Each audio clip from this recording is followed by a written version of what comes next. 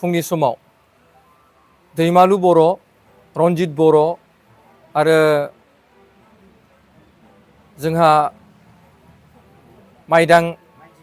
माइदि बसुमतारी होननाय बेक्तिया दहाय प्रहलादनि जि मोनसे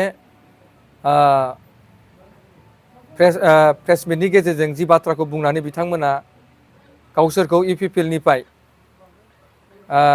गोबां मुं सुनानै जोंखौ गोबां गाज्रि गाज्रि बाथ्राफोर बुंदोंमोन, स्वयं आंखौबो बुंदोंमोन। दा निस्सय नोंथांमोना नुबाय जे बिथांमोनजों 120 जननि बिथोराव जे गावसोरल' गोजा थांदों, बाखियाथ' थिगानो दं इउपिपिएलआव। आरो दिनै नैबेहाय नोंथांमोना फ्राय नैबेनि गेजेरजों रोखा नुदों। जोंहा बिथांमोना स्पष्ट भाबै बुंगोन जे बिथांमोना बे साथामसो साब्रैसो बेक्तिफ्रा माखासे 10-15 जनसो बेक्तिफोरखौ गावसोर दालालि सिस्टेम खालायनानै थायलाय बारलाय खालामबाय थानायाव दा बिथांमोना गावसोरजों लोगोसे गुबुनखौबो बिथांमोना बिपिएफआव हाबनो नागिरदों बा बिपिएफआव जइन जाजोबफिनसिगोन, गाज्रि मोनबाय दुखु मोनबाय होननानै बेबायदि बाथ्राखौ फोसावदोंमोन। दा ओंखायनो बिथांमोननि जि बुंनायनि बाथ्राखौ लानानै स्पष्ट भाबै बुंफिननो थाखाय जोङो बिथांमोना निस्सय गावसिनि खुगानिफ्रायनो बुंगोन। दा आं बे समाव बे समखौ आङो मानगोनां जोंहा राजिब बिथांनो आङो बे माबाखौ दायथ'खौ होबाय। बे समाव आं दहाय फुङाव मोनसे निउसाव नुदों जोङो जे जोङो बै समाव डिसेम्बरनि 22 तारिखआव इउपिपिएल दोलोआव जोङो 120 जन जयनिं जाफैदोंमोन। दा 120 जन जयनिं जाफैनायाव जों गासैबो जोंनि लोगोफोर दंजोबो आरो जे दहाय बे माबायाव बिपिएफ दोलोजों थांदों बा जोंखौ थांफिनजोबसिगोन फैफिनजोबसिगोन होननायाव जों नुनायाव जों एसे दुखु मोननाय फोरमायनो सानो जे जों गासिबो बै समाव जों जे फैदों दा बेखिनिया जोङो जयैनो दंजोबो। माने बिसोरजों थांदों, सोर सोर थांदों, साब्रै साबा थांदों, 10 जन 12 जन थांनो हागौ बिथांमोनजोंथ' इसिबां माने मानसिबो गैया होननानै जों मिथियो। दा बाखिखिनि मानसिफ्रा जोंनिनो खामानि मावगासिनो, जोंजोंनो दंगासिनो। जे हरै निउसाव जों नुदों उल्थापानि सरलपारा साइडनिफ्रायबो जोंजों फैजोबसिगोन सिगाङाव फैनायफ्रा होनना बुंदों। ओरै जाहारबारि सेलेखा दङ आरो पाटगाव दङ। आंनो पाटगावनिनो दिनै आं बुंगोन, रोखायै फोरमायगोन मिडियानि गेजेरजों। दिनै जोङो इउपिपिएल दोलोनि जानानै जोङो खामानि मावलांगासिनो दं आरो मावलांबायबो थागोन जोबजासिम। दिनै जोंखौ लाफानानै 120 जन बा 150 जन मानसिया जों फैजोबफिनसिगोन होननाय बाथ्राखौ जोङो मोनसे क्लियारिफिकेसन होनो सानदों जे जोङो दिनै फैफिना, जे जों दोलोआव हाबखाबाय बलेथे जोङो खुनु बहाय गिदिंफिननाय जोंहा गोसो गैया आरोखि। जों गिदिंफिननांगौ दरखार गैया, जों गिदिंफिना। जाखिनि जोंजों दङ जों जयैनो दंजोबो। जे जों फैफिननो थांफिनो होननानै जों सानाखै। बिथांमोनहा मा सानलायदों, सोरजों मा बुंलायलायदों, सोरजों सावरायलायदों, जों बिथांमोनखौ जों जेबो खबर गैया, जों मिथियाखै। बिथांमोनहा थांफिनदों थांफिना जोंनावबो खबर मोनाखै। जे जों दा बेखौनो बुंगोन माने जाहाथे जोंखौ रायजोफ्रा थांफिनजोब्बाय बा फैफिनजोब्बाय बेफोरबायदि दासान रावबो। जों जयैनो दंजोबो। बिथांमोनहा 10 जन 12 जन थांनो हागौ। बिथांमोनहा गावसिनि माबा मोनसे लाबा लाबनि थाखाय थांदों खोमा, माबा मोनसे सिङाव पार्सनेलिटि खोथाफोर थानो हागौ खोमा, जोंबो बेखौ मिथिया।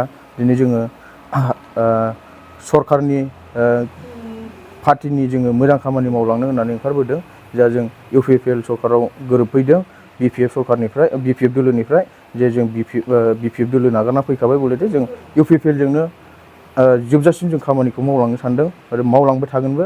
बिथांमोनखौ जों हेफाजाब होनानै दिनै अशक सारखौ मुं सुनानै बिथांमोनहा बुंदों, अशक सारनिफ्राय बिथांमोनहा माबा मोनसे फैसा थाखानि माबा मोनलोङाखै बेफोरबायदि खोथा बुंदों। खिन्थु मोनजादों, बिथांमोनहा मोनजायाखै नङा, एसे एनै मोनजादोंबो जानो हागौ। बै बाराव आं एसे खोनादोंमोन, दिनै आं बेखौ बुंनो थाङा जे बिथांमोनहा मानि थाखाय दुखु मोननानै थांदों, मानि थाखाय दुखु मोनखो जों बेखौ बुंनो थाङा। जे बेसेखिनिखौनो आङो क्लियारिफिकेसन होनानै दोनथ'नाय जाबाय आरोखि। गोजोनथाव खौरां, बाजाज बाइक लानो गोसो गुदुं सुबुंफोरनि थाखाय गोजोनथाव खौरां। क'क्राझार सहराव थानाय दावहारु अट' एजेन्सिया 27 मार्चनिफ्राय 30 एप्रिलसिम बिहुएन ईद धामाका अफार आरो एक्सचेन्ज मेलानि गोबां खाबुफोर होगासिनो दं। दावहारु अट' एजेन्सिनिफ्राय बायगिरि बिथांमोना 7,999 राङावनो लवेस्ट डाउन पेमेन्ट होनानै बाजाज बाइक लानो हागोन। दावहारु अट' एजेन्सि श'रुमजों लोगोसे कारिगाव फेस्टिभ आउटलेट आरो दतमा फेस्टिभ आउटलेट आरो भटगाव फेस्टिभ आउटलेट ब्रान्च श'रुमाव होबाय थानाय बिहु एन्ड ईद धामाका अफार आरो एक्सचेन्ज मेलाव फैनानै नोंथांनि लुबैनाय बाजाजनि बाइकखौ लांफैनो हागोन। बाजाजनि बाइक सालायनो मोजां मोनग्रा रायजो राजाफोरनि थाखाय दावहारु अट' एजेन्सि श'रुमा बेनि अनगायैबो गोबां मोजां अफार लाबोदों। बेफोर अफारफ्रानो जाबाय जेरै helmet free, 2 litre petrol free आरो गासैबो मडेलनि एक्सचेन्ज खाबुआ एभेलेबल जागोन। आरोबाव गुबुन मोनसे मोजां खाबुआ जादों 500 रां होग्रोनानै गोसोबादि बाइकखौ नोंथाङा आवगायना दोननो हागोन। गोबां बाथ्रा मिथिबावनो थाखाय 6000388822018193 जानबुं नाम्बारनि गेजेरजों खौरां लाहरनो हागोन। मोनसे गोजोनथाव फोसावथाय बैसागु फोरबोनि रंजाथाइ समावनो फरायसा आरो फरायसुलिफोरनि थाखाय बावखुंग्रि फोरबोआ लानानै फैदों मोनसे बादायलायनाय। 11थि बावखुंग्रि खुंफुं आफादा फरायसा आरो फरायसुलिफोरनि थाखाय लानानै फैदों एसे राइटिं कम्पिटिशन। फरायसा फरायसुलिफोरनि थाखाय बैसागु रंजाथाइ फोरबोआव बावखुंग्रि फोरबोआ टुरिज्म डेभेलपमेन्ट पटेन्सियेल इन बड'लेण्ड टपिकखौ लानानै बे एसे राइटिं कम्पिटिशनखौ खुंगोन। बे कम्पिटिशनाव जायनो सेथि मासियाव देरहानो हायो बिथाङानो नोगोद 25,000 रां बान्था मोनगोन। बेफोरबादिनो नैथि मासियाव जायनो देरहानो हायो बिथाङानो नोगोद 15,000 रां बान्था मोननो हागोन आरो थामथि मासियाव जायनो देरहानो हायो बेनो 10,000 रां बान्था मोनगोन।